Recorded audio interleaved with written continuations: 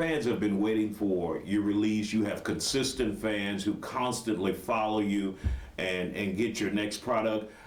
How much of thought go into your product about them and putting it out for them? I mean, basically, they're the main part of the whole puzzle. Because if I don't perform up to a certain standard, I'ma lose them. So, in every song, I'm thinking about how I'm gonna be received. I'm thinking like, they gonna like this or they gonna not like this. Like that's the whole thing for me. Because I mean, if you're not selling no records, you ain't paying no rent. So I've been here from the jump. Oh man, my bad. Oh, no problem. You grab it. I thought I'd cut my ring off. Appreciate it. You should have made the mule your ringtone. That one go. Things on my phone and in my system. Yeah, appreciate it. Everybody rapping, everybody wants to try to be an artist or make beats or, but to actually be included, I hesitate to say elite, but I say this is the supremacy right here. Mm-hmm. To be mentioned amongst the Scarfaces and the ghetto boys, the Teelers and the juveniles, and can't forget the Bun B and Pimp C, UGK. I mean, to be mentioned and to be,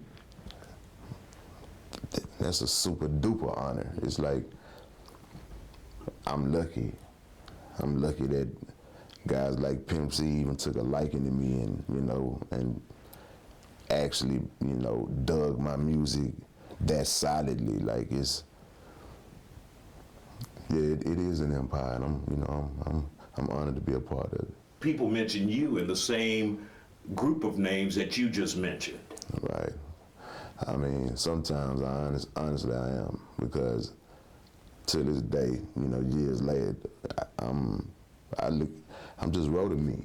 You know what I'm saying? Like, I wake up and go to sleep with me every day. So to even be like me and this dude, and the songs me and these cats might have together back then or at the present time, it's like, yeah, I'd be like, wow, like that's me. Like, even when I'm driving, people be, there you go. And I'd be like, sometimes I gotta turn around and look myself, like, make sure they talking about me. But I mean, I ain't gonna say I get conceited, but I mean, I do be in awe of myself sometimes, especially like after hitting some high notes, like, this cat from the hood making all this melodical music, like I don't know. And I mean, I know I transcended something. And that's what I'm in awe of. Like, I keep pushing myself to do, higher and higher, or, more tracks. I try to do stuff other people that would call themselves my peers or colleagues would die to do, but can't. And I mean, I'm in awe of that, because I promise I never practiced on, trying to do all this stuff I'm doing now. It's just, I think it, and so shall it become. Kind of, it's crazy. The new album, what can your fans expect from that? And what do you want to give them, what you want them to walk away with? Well, number one, I want my fans to know that, regardless to what's going on in music right now, I'm still doing my thing the way I was doing it from the very, from day one, from my first release up until now. I didn't change up. I didn't have to reinvent myself in order to, stay current. I just stayed current for some, through features with cats like, Slim Thug and, Lil Kiki, whoever it may be.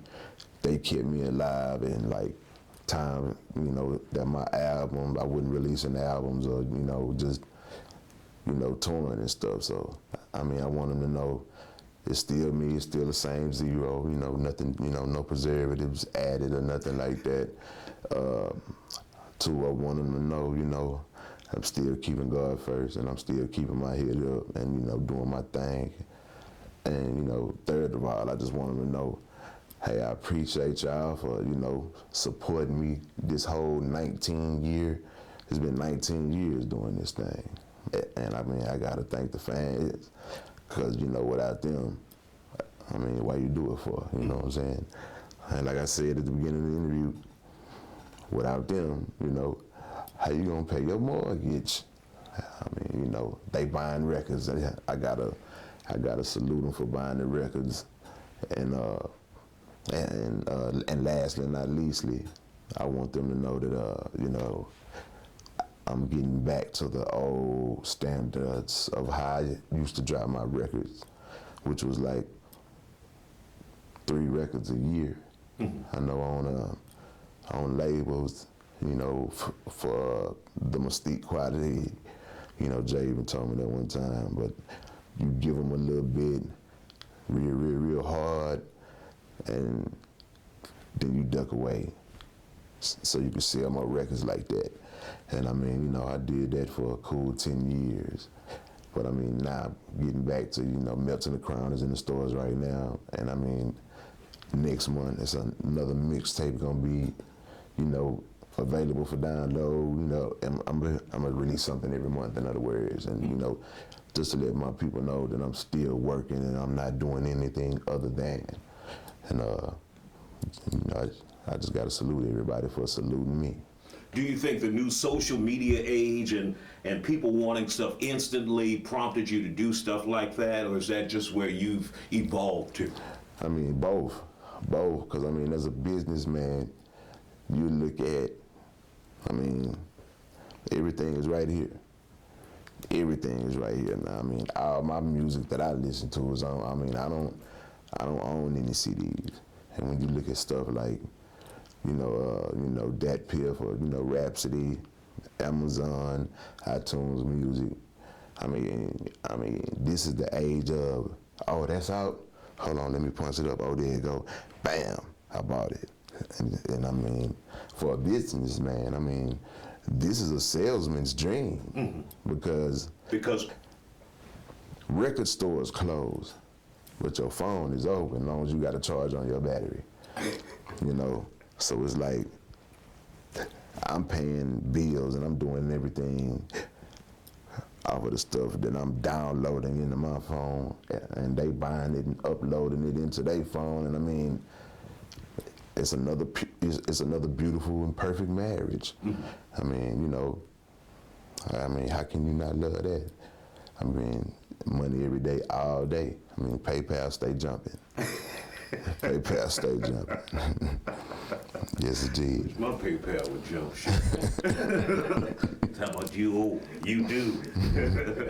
But does that come with a double-edged sword where people can get your music instantly and possibly share it with somebody and they just download it free? Or is that a concern of yours?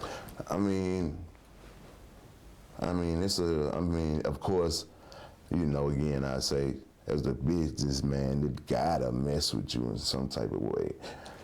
Cause you knowing, for every digital purchase you get, it's probably like 30 people gonna bum it off the one sale.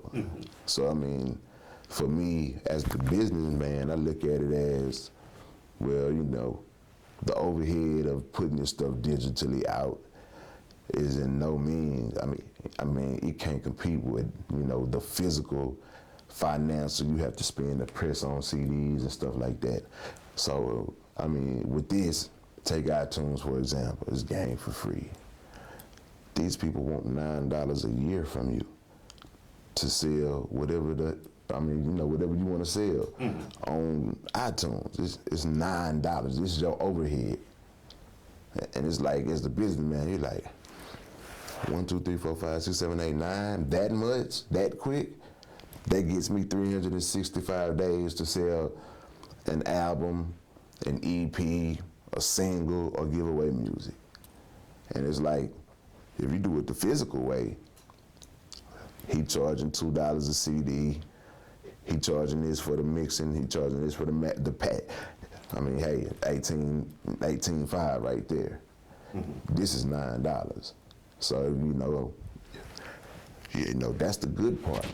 The flip side to that coin is, like you said, the free download sites, the DAT pips.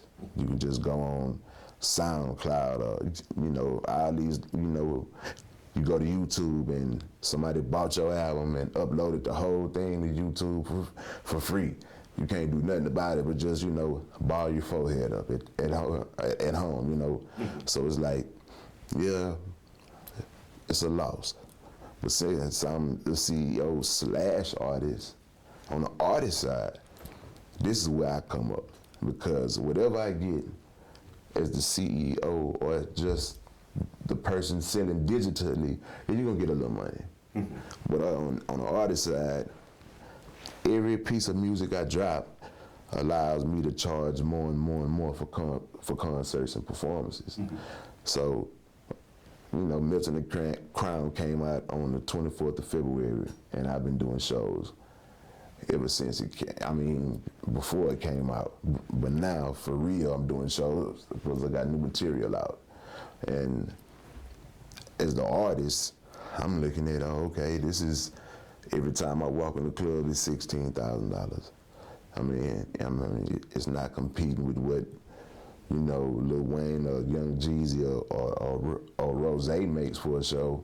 But I think, $16,000 is damn good for me to get up and just, walk into a club for an hour, do my thing, and then I'm $16,000 rich. And that's how I'm gonna get mine as an artist. Every time I get on the stage, I'm getting paid for that, unless it's radio or because of the songs on the album. People like, the R&B version of myself when I'm singing. They buy, hey, how much for a hook? Hey man, $5,500, $6,000, or how much for a verse? $4,500 or whatever. I'm doing that all week, all month, all year. So digitally, I might make $20,000 or $30,000 off of it. Off shows, I'm sure to see at least a half a ticket, at least $500,000. So it's a good and it's a bad, but the good is way better than the bad is bad. So it cancels itself out.